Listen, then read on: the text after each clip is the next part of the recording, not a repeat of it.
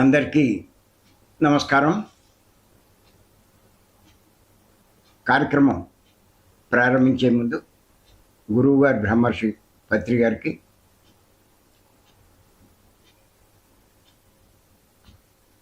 ఒక్కసారి మనం ధన్యవాదాలు చెప్పుకుందాం.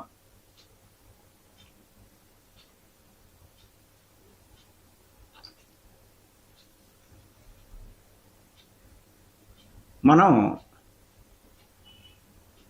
గత కొన్ని రోజులుగా యోగీశ్వర్ల సందేశం తెలుసుకుంటున్నాం.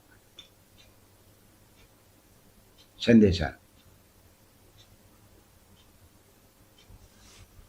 కబీర్ సందేశాలు తెలుసుకుంటున్నాం. అందులో ఆయన చెప్పింది ఏంటంటే, మరణించకముందే మరణిస్తే అమరులు అవుతారని. అంటే మరణించకముందే మరణించిన వాడు అమరుడు అవుతాడు అని చెప్పడం జరిగింది.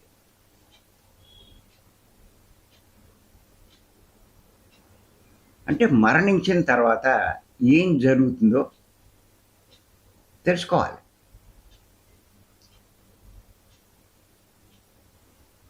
ఇంకేతంటే ఎన్నో తెలుసుకుంటారండి మానవులు. దాని ముఖ్య కారణం ఏంటంటే, భూమి మీద ఉన్నప్పుడు జరిగేదానికి మరణించిన తర్వాత జరిగేదానికి పూర్తి భిన్నంగా ఉంటుంది. చాలా ఆశ్చర్యం కలుగుతుందండి. ప్రతి విషయంలోనూ ఆశ్చర్యపోతారు. ఎన్నోసార్లు అనుకుంటారు, అంటే ఇంతకాలం నేను తెలుసుకున్నదంతా తప్ప,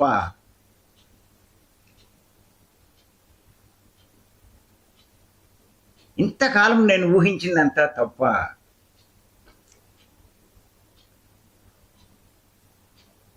ఏవో లాభాలు వచ్చాయని అనుకున్నాను, నేనేమీ పొందలేకపోయానా?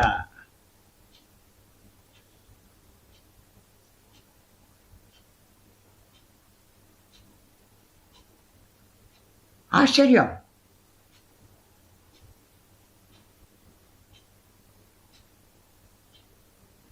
వాళ్ళెవరూ నా బంధువులు కాదా? నా కుటుంబ సభ్యులు కాదా?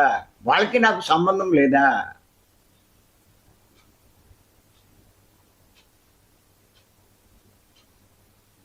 వాళ్ళ కోసం ఎన్ని తప్పులు చేశాను, ఎన్ని పాపాలు చేశాను. ఆశ్చర్యపోతారు. ఎందుకు ఆ డబ్బుల కోసం కక్కుర్తి పడ్డాను?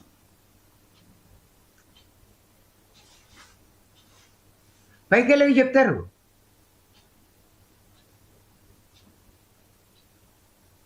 గొప్ప పనులు చేసిన వారిని గొప్ప లోకాలకు తీసుకెళ్తారు.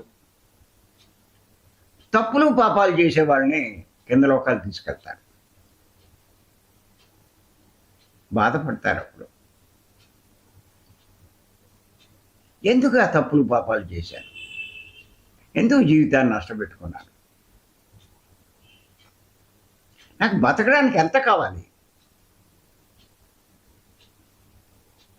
నా అవసరాలు తీరడానికి ఎంత కావాలి?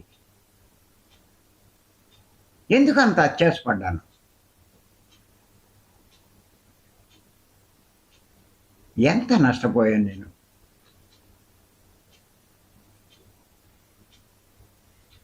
పశ్చాత్తాపడతారు.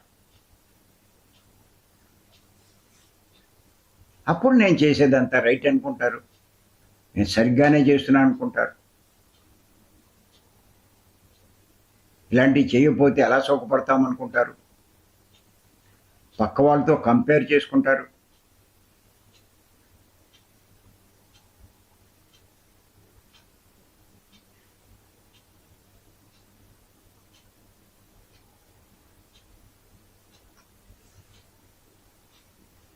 ఒక 50 ఏళ్ళ జీవితం కానీ, 60-70 ఏళ్ళ జీవితం కానీ, అయితే 80-90 ఏళ్ళు కలలా మాయమైపోతుంది. చనిపోయిన తర్వాత.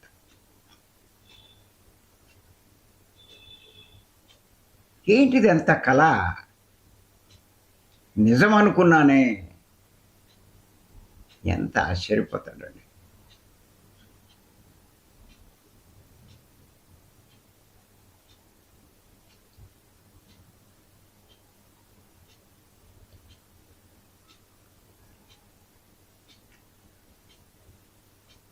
అందరూ కళ్ళకు అంటూ ఉంటారు.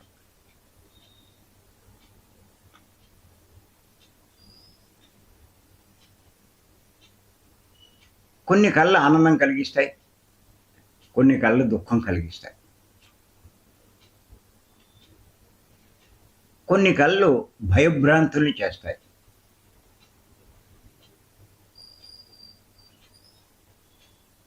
మూఢనమ్మకాలు ఉన్న వాళ్ళకి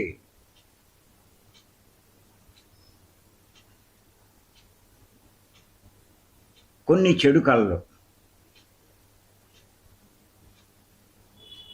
వాళ్ళలో ఎంతో ఆందోళన కలిగిస్తాయి. ఏమో ఈ కళ వచ్చింది, ఏం జరుగుతుందో. ఓ పంది కళ్ళలోకి వస్తే అశుభం అనుకుంటారు.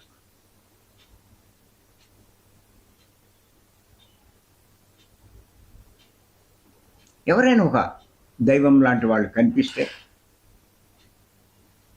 ఆ మంచి సూచన అనుకుంటారు.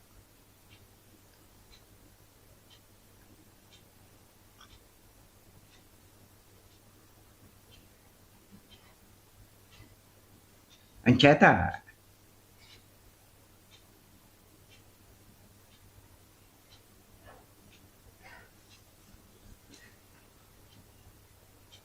ఈ కళలంటే ఏంటో తెలుసుకుని అసలు ఇవన్నీ ఎందుకు వస్తాయి అన్నది కొంత అవగాహన కావాలి మనకి. ఎన్నోసార్లు చెప్పుకున్నాం,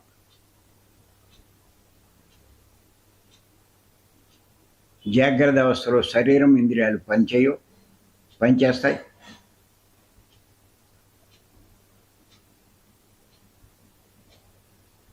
స్వప్నావస్థలో శరీరము ఇంద్రియాలు పనిచేయవు, మనసు పనిచేస్తూ ఉంటుంది. జాగ్రత్త అవస్థలో జరిగిన సంఘటనల్ని పునశ్చరణ చేసుకుంటూ ఉంటుంది నిద్రపోయినప్పుడు. అంటే కల్పనలు చేస్తూ ఉంటుంది. వాటినే కళలు అంటాం. ఇది ప్రకృతిలో చేయబడ్డ ఏర్పాటండి. కళలు కనడం అనేది ప్రకృతిలో ఉన్నటువంటి ఏర్పాటు.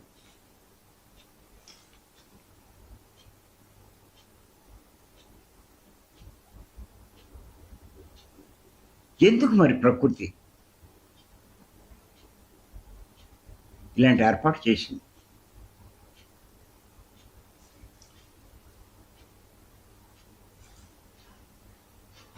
ఎందుకు ఏర్పాటు చేసింది అంటే దీనికి కారణాలు లేకుండా లేదు. మీరు ఒక్కటే గుర్తెట్టుకోండి, ప్రకృతి ఏ ఏర్పాటు చేసినా మన మంచికే.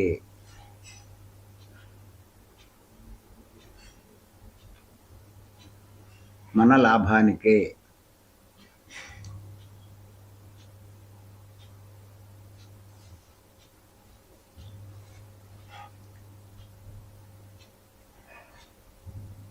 పత్రి గారు చెప్పారు కళల గురించి.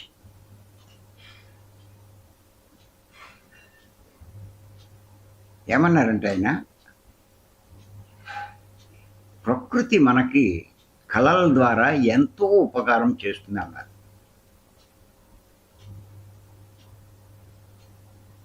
ఆయన ఏమన్నారంటే, ప్రకృతి మనకు ముఖ్యంగా 2 జీవిత పాఠాలు బోధిస్తుంది అన్నారు.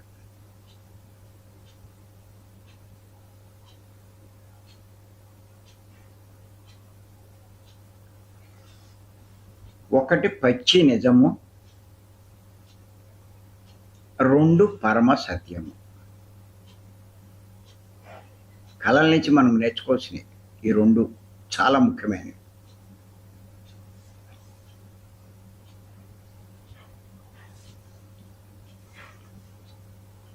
ఏంటి పచ్చి నిజం?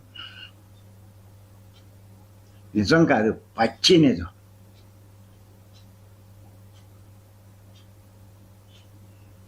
అంటే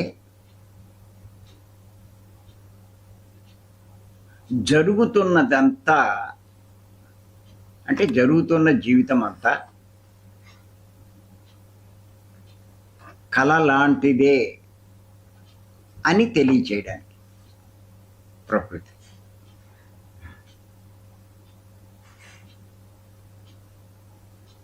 ఇదంతా నిజం అనుకుని ఎంత బాధపడుతూ ఉంటాం, ఎంత సంతోషపడుతూ ఉంటాం.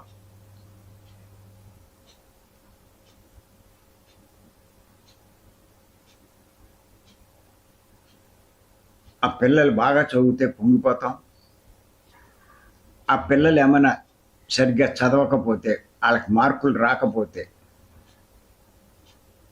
మనం కుంగిపోతాం.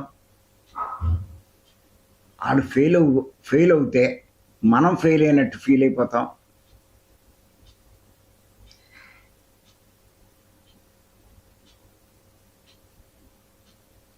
వాడు కల్లో ఫెయిల్ అయ్యాడు.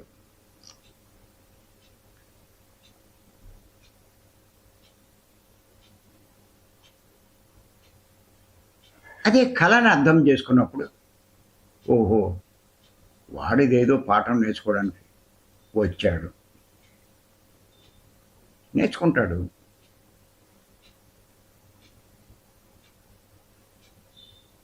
కొంతమంది పిల్లలు కొంచెం పెద్దోళ్ళు అయిన తర్వాత ఆ తండ్రి బాగా సంపాదించేస్తాడు. అందులో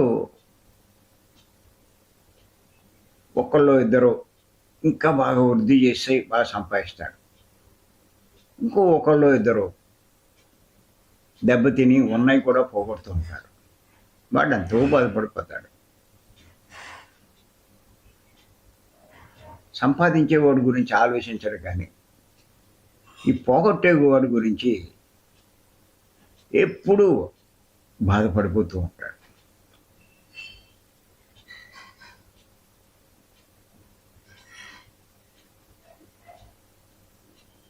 ఇలా అయిపోయింది వీడి జీవితం అని.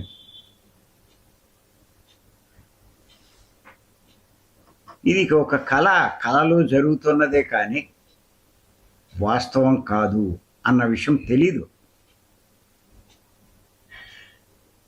ఇవన్నీ తెలుసుకోవడమే జ్ఞానం అండి, గుర్తెట్టుకోండి. అందుకే జ్ఞానం సంపాదించుకోవాలి అనడం.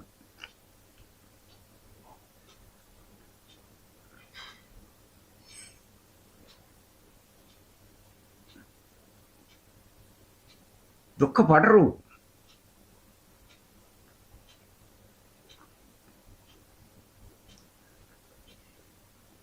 సంబరపడరు. జరుగుతుంది అంతే. అందులో ఎవడే పాఠం నేర్చుకోవాలి.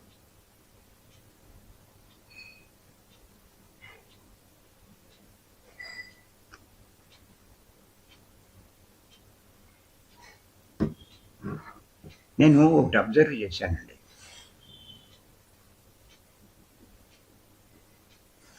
ఇలాగా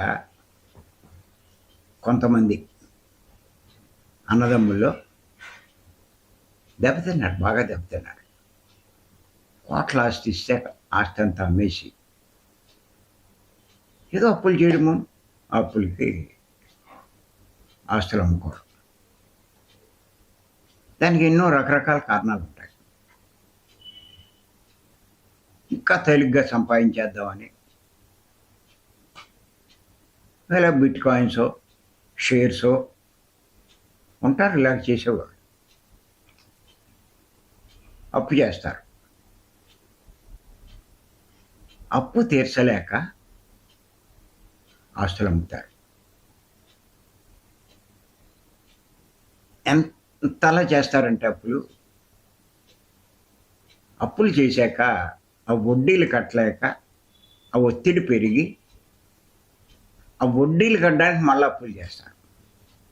ఎంతకాలం చేస్తారు ఈ అప్పులంటే ఆడికి అప్పు పుట్టేదాకా చేస్తూనే ఉంటాడు. బంగారాలు అమ్మేస్తాడు, ఇంకేమైనా ఉంటే ఇంట్లో ఉన్నవన్నీ అమ్మేస్తాడు. కొంతమంది దురలవాట్లు, తాగుడు, వ్యభిచారం, పేకాట్లు, వీటిలో పోగొట్టుకుని ఆస్తులు అమ్ముకుంటారు. అలా పోగొడుతూ ఉంటారు. అలా చేసిన వాళ్ళని చూశాను నేను.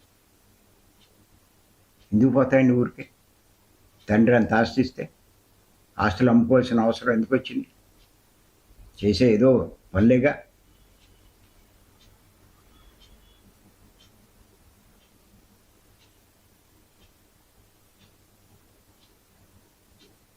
ఈ మధ్య యూట్యూబ్లో వస్తున్నాయి న్యూస్లు. ఫలానా ఊళ్ళో ఈ ఎలక్షన్లో వైసీపీ నెగ్గుతుందని చెప్పి కోట్లు పందెం కాసిన వాళ్ళు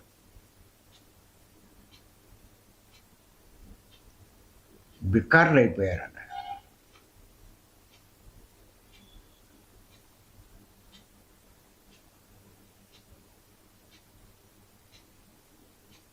ఆస్తులు అమ్ముకున్నారన్నారు. అలా ఏదో ఒక కారణం.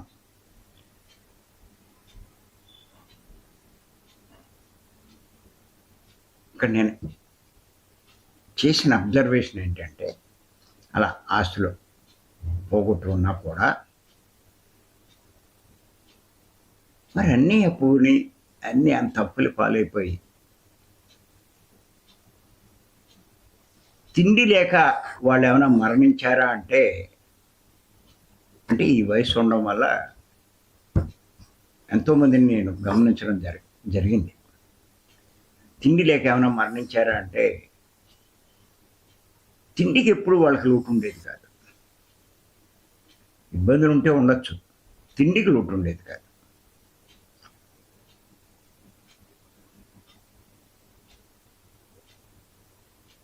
అప్పుడు అనిపించింది,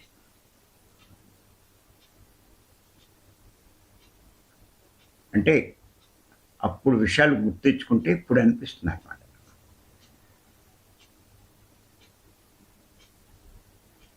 ప్రకృతి పాఠాలు నేర్పుతుంది కానీ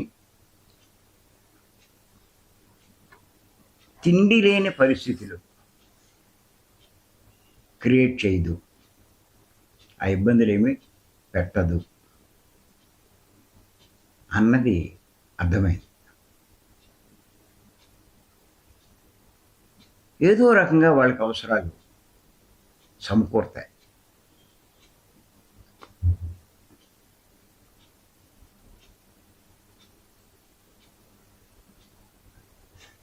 లోకలు అనుకుంటారు రాజాలా బతికేవాడు, ఎలాంటి దుర్భర పరిస్థితి వచ్చింది వాడికి. ఎందుకు వస్తుంది? పాఠం నేర్చుకోవాలి. అంతకుముందు ఏదో చేశాడు, ఎవరికో అన్యాయం చేశాడు, వీడు చేసిన పని వల్ల వాడు ఎన్నో ఇబ్బందులు పడ్డాడు, మరి తాను పడాలిగా. ఇప్పుడు పడుతున్నాడు, నేర్చుకుంటాడు. ఓహో, ఇంకా నేను ఇలా ఎవరికి అన్యాయం చేయకూడదు, ఆ పాఠం నేర్చుకుంటాడు. ఎంత కష్టం వచ్చినా అది ఆత్మ ఎదుగుదలకి ఎంతో ఉపయోగపడుతుంది. చేత ఎవరైనా ఇబ్బందులు పడుతున్నారు అంటే వాడు ఏదో నేర్చుకుని ఆత్మ ఎదుగుదలకి అది ఉపయోగపడుతుంది అన్నది తెలుసుకోవాలి. మనం వరి పడక్కల్లా. మీ కొడుకైనా సరే, కూతురైనా సరే, ఎవరైనా సరే వస్తున్నాయి అలాంటి పరిస్థితులు. నేర్చుకోవడానికే.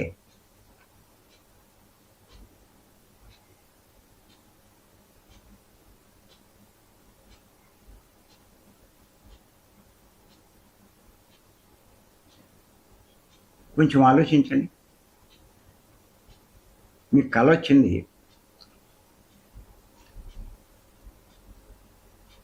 కల్లో శిక్ష పడింది, ఒక 3 ఏళ్ళో 6 ఏళ్ళో శిక్ష అనిపిస్తున్నాడు ఆ జైల్లో.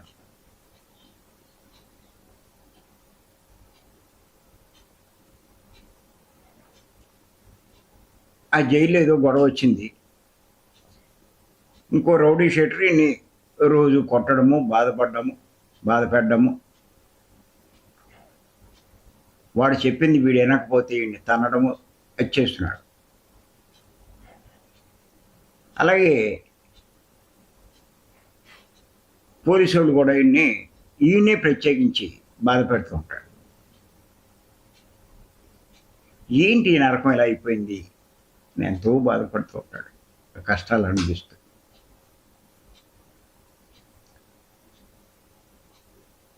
ఈ లోపల వీడికి మెలకు వచ్చింది.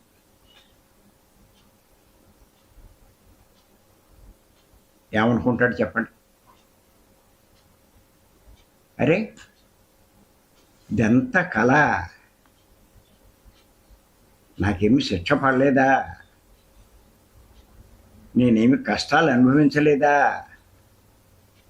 అని అనుకుంటాడండి.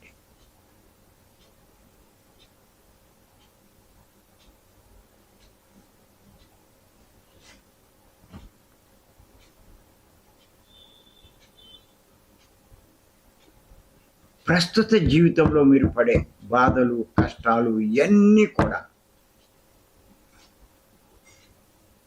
కళ లాంటిదే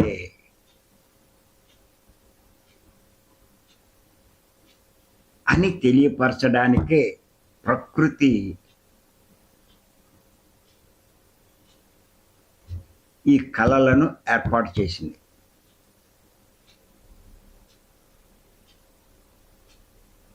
ఇదే పత్రిక చెప్పింది పచ్చి నిజము అని. అంటే జరుగుతున్నదంతా కళ లాంటిదే అని చెప్పడానికే.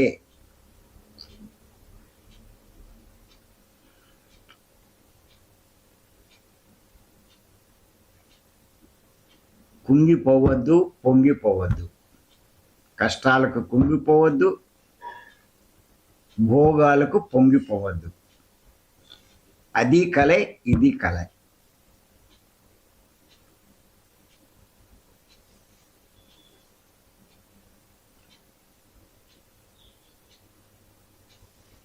అలాగే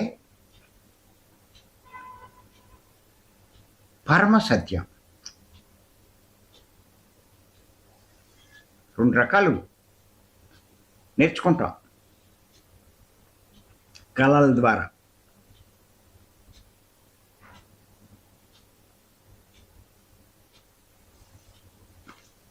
కళను చూసి ఖచ్చితంగా నేర్చుకోండి. జరుగుతున్నదంతా కళ లాంటిదే ఎప్పటికప్పుడు మీరు గుర్తు చేసుకోవాలి.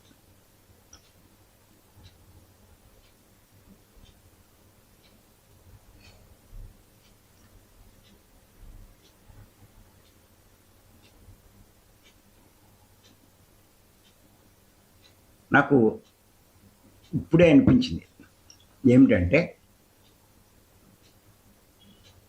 మనం బ్యానర్లు పెడుతున్నాం, నేను దేహం కాదు ఆత్మ అని. ఇప్పుడు ఇంకో బ్యానర్ పెట్టుకుంటే మంచిది అనిపిస్తుంది. జరుగుతున్నదంతా కళ లాంటిదే అనే బ్యానర్ కూడా ఎదురుగుండా పెట్టుకుని ఇది కూడా గుర్తు చేసుకోవాలి అని అనిపిస్తుంది. తయారు చేస్తాను.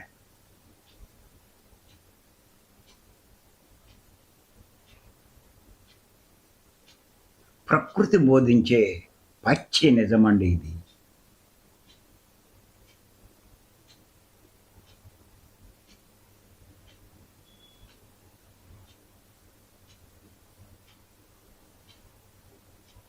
నిజం కాదు, పచ్చి నిజం.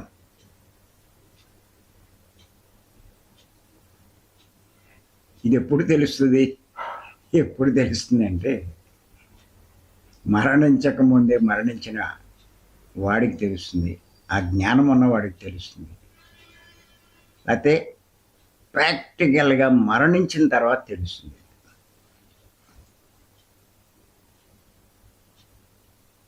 లేకపోతే మూడో కన్ను సంపాదించుకున్న వాడికి తెలుస్తుంది.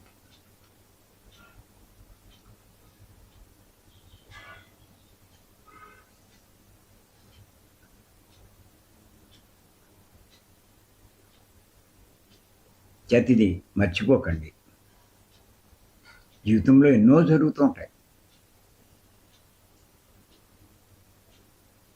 ఇవన్నీ కల్లోవే. ఇది అర్థమవుతే మీరు బాధపడరు, దుఃఖపడరు ఏం జరిగినా.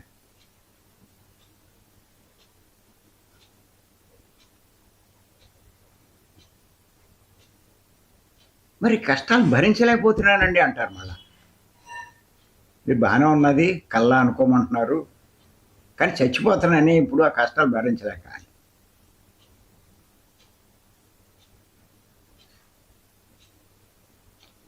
మీరు కలగన్నప్పుడు వచ్చిన కష్టాలు కూడా భరించలేరు. మీరు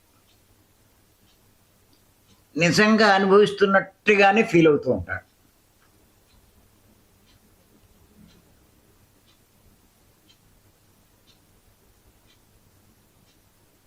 కళ్ళు తెరిచాక అర్థమవుతుంది, ఏంటిది ఇదంతా ఉత్తిదేనా, నేనేమి బాధపడలేదా, ఏమి అనుభవించలేదా, నాకేమి కష్టాలు రాలేదా అని అర్థమవుతుంది.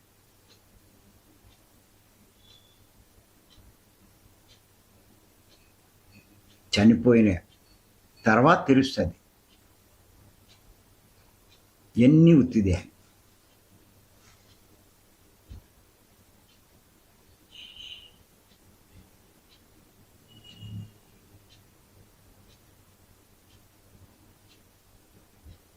జీవిత ఖైదు పడింది ఒకరికి. జీవిత ఖైదు అంటే 18 ఏళ్ళు చెప్తారు శిక్ష అనిపించాలని. ఆ 2 ఏళ్ళు చనిపోయాడు. మిగతా 16 ఏళ్ళు రద్దయిపోయినట్టేగా. ₹1 అప్పు చేశాడు, చనిపోయాడు. ఇంకేం తీరుతాడు? తీర్చాల్సిన పని లేదు. కల్లో ఇంకేం తీరుస్తాడు?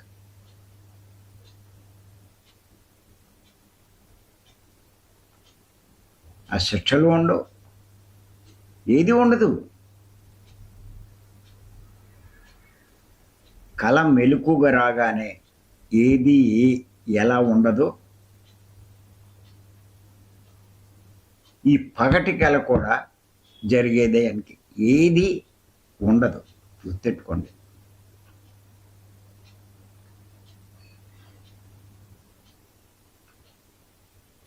కళ్ళను భరించలేరండి కష్టాలు,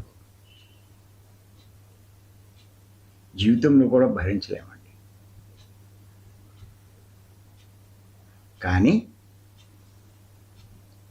కళ అని మీకు అవగాహన ఉన్న రోజున చాలా రిలాక్స్ అవుతారండి మీరు.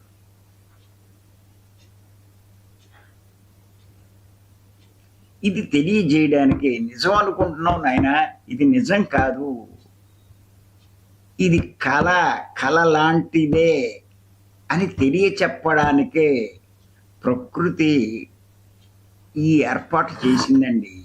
లేకపోతే మనకేం తెలుస్తుందండి?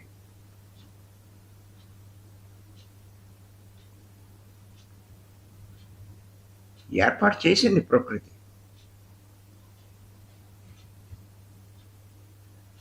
ఏవో నిజంగా కష్టాలు పడిపోతున్నావు అనుకుంటున్నావు నాయనా, ఇదేం నిజం కాదు.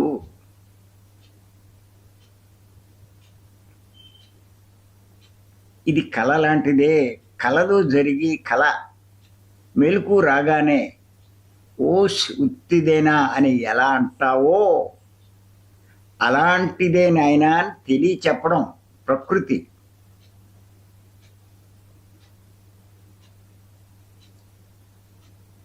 తెలుసుకో, ఇది పచ్చి నిజం నాయనా. ఓ బాధపడిపోకు, పొంగిపోకు. ఉన్నాయి చూసి, బాధలు చూసి.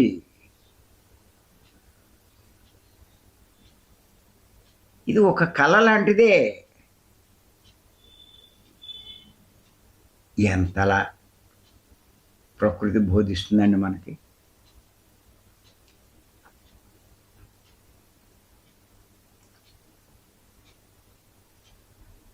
అందుకే అంటారు, జ్ఞాని కష్టాలు కుంగిపోడు, భోగాలకి పొంగిపోడు అని. అంటే ఇవన్నీ తెలుసుకున్నవాడే జ్ఞాని. అది ప్రాక్టికల్గా మన కళ్ళల ద్వారా చూపిస్తుంది ప్రకృతి. లేకపోతే ఎందుకు కళ్ళు, ఎందుకు అసలు మనకి? హాయిగా పడుకున్నాము, కళ్ళ అవసరం ఏముంది? అంటే ప్రకృతి చేసిన ఏర్పాట్లో తెలుసుకోవాల్సిన ఎన్నో ఉన్నాయి, నేర్చుకోవాల్సిన ఎన్నో ఉన్నాయి. అలా నేర్చుకోవడానికే కళ్ళు.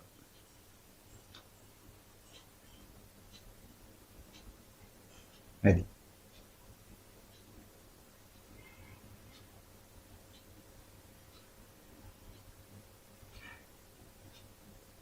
గాలికి వదిలేయలేదండి మనల్ని. చాలామంది అనుకుంటారు, నన్ను సృష్టించడం ఎందుకు, కష్టాలు పెట్టడం ఎందుకు.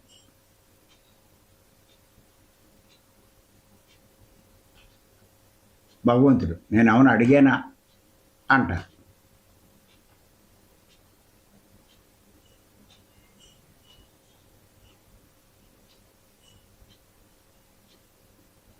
నిన్ను ఎంత గైడ్ చేస్తున్నారో వాళ్ళు, ఆ పూర్ణాత్మ, మూలాత్మ ఎన్ని రకాలుగా ఏర్పాట్లు చేశారు. ప్రకృతి ద్వారా, కళల ద్వారా, సంఘటనల ద్వారా, గురువుల ద్వారా, పుస్తకాల ద్వారా, సందేశాల ద్వారా ఎన్ని చెప్తున్నారు, ఎన్ని నేర్పుతున్నారు చూడండి. వాటి మీద దృష్టి పెట్టకుండా ఎంతసేపు భోగాలు సుఖాలు అనుకుంటూ వాటన్నిటినీ అశ్రద్ధ చేసి దుఃఖానికి లోనవుతున్నాం, చెయ్యకూడని పనులు చేసి. ఇదంతా నిజం అనుకుంటున్నాం. ఇది నిజం కాదని తెలిసినప్పుడు పాపాలు ఎందుకు చేస్తారు చెప్పండి? ఇదంతా ఉత్తి కళ అన్నప్పుడు, ఆడు సంపాదించుకున్నాడు, ఆడంత గొప్పోడు, నేను సంపాదించలేకపోయాను, ఆడు మేడ కట్టాడు, నేను మేడ కట్టలేకపోయాను, మా పక్కింటి ఆవిడకి ఆడి భర్త ఎంత తెచ్చి సంపాదిస్తున్నాడు, నా మొగుడేటి ఇలా ఉన్నాడు.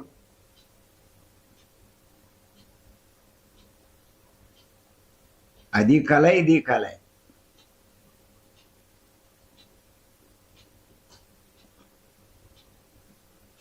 అంచేత బాగా గుర్తుపెట్టుకోండి, ప్రకృతి ముఖ్యంగా 2 జీవిత పాఠాలు బోధిస్తుంది. 1 పచ్చి నిజము, 2 పరమ సత్యము. పత్రిక చెప్పింది. రేపు పరమ సత్యం గురించి తెలుసుకున్నాం. ఉపనిషత్తులో ఉన్నటువంటి బోధ. ఈ అవకాశం ఇచ్చి మీ అందరికీ ధన్యవాదాలు. Thank you.